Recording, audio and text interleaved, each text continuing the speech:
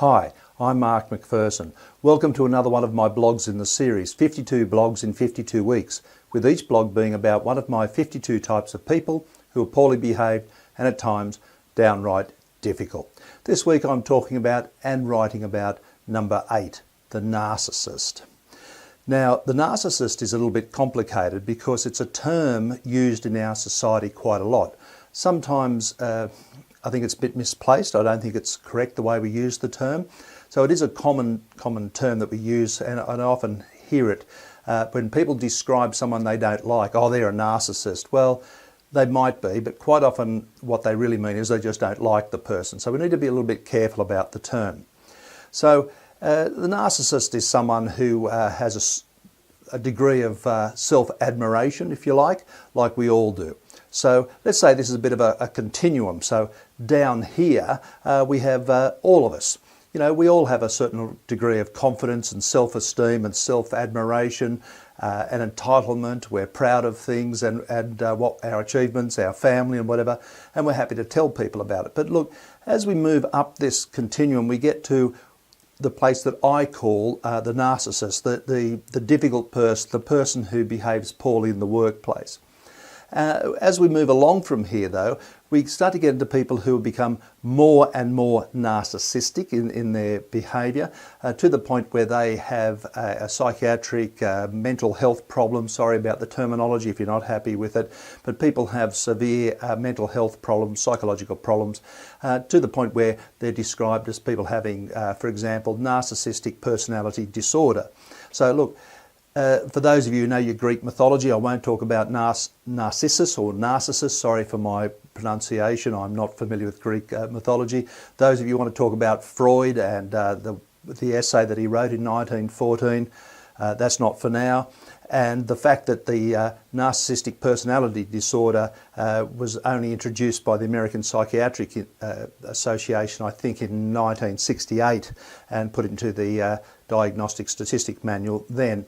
These are other issues. So let's just talk about this right down the line here, this person I'm talking about, the narcissist in the workplace, the person who's difficult and poorly behaved. They're full of self-admiration. But sometimes, let's face it, it's not about the person they are, it's about the person they believe they are, their idealised self. These are people who brag, they have claims to fame, some of them which may not fully be, if they were tested, may not actually be true. They're vain, there's no doubt about that. So these are people who have a sense of entitlement, if you like. They often feel that they deserve certain levels of achievement and notoriety. It doesn't always mean that they're happy. Some of these people actually get a certain level of entitlement. They believe they're entitled to things, but they may not actually achieve it. So it doesn't mean that they're necessarily happy. They actually want more.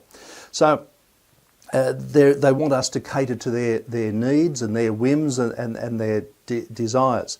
Now, these people, they lack empathy. So now we talked about them, let's talk about how they react to other people. They lack empathy, they don't show remorse for doing wrongs. If something goes wrong, they're very happy to, or more likely to blame you. They were late because you did something wrong. They're unlikely to show remorse. They often have a hero mentality. These are the people who you know, I saved the workplace. If it wasn't for me, everyone else is a fool, and I'm here and I'm doing great things, and I've brought this team from hopelessness into notoriety and greatness. They often don't know their boundaries. These are people who break all sorts of other rules as well, but one of the things is about boundaries. These are people who quite often don't understand physical boundaries, friendship boundaries, borrow money, may or may not give it back, and they'll have some sort of reason why they can't.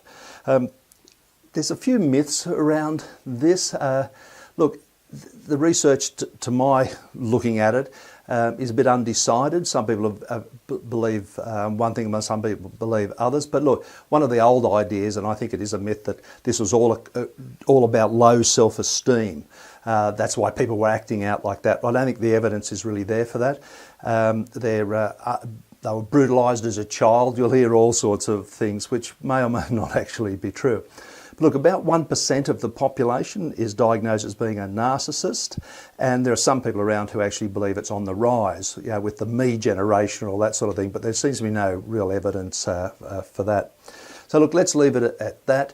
You'll know these people are the narcissists around the place. They really are great. They often have badges, what they call badges of honour, that I drive this sort of car, I'm sort of like that. There's nothing wrong with driving a great car, but these are the ones who will want to tell you about how they drive it. Only their friends drive. The sort of people they hang around would drive that sort of car as well.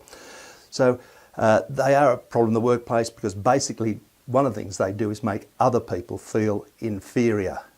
You know, basically to a narcissist, they're terrific, other people are hopeless, and they'll be quite happy to let you know that's how they feel. Let's leave it there. If you'd like to talk to me about the narcissist in any regard whatsoever and how to deal with them, please give us a call, go to my website, go to the contact page on my website. You'll find ways of contacting me there. Whatever you're doing, look after yourselves, have a great time, look after yourselves and family, and I do hope to chat to you soon. All the very best.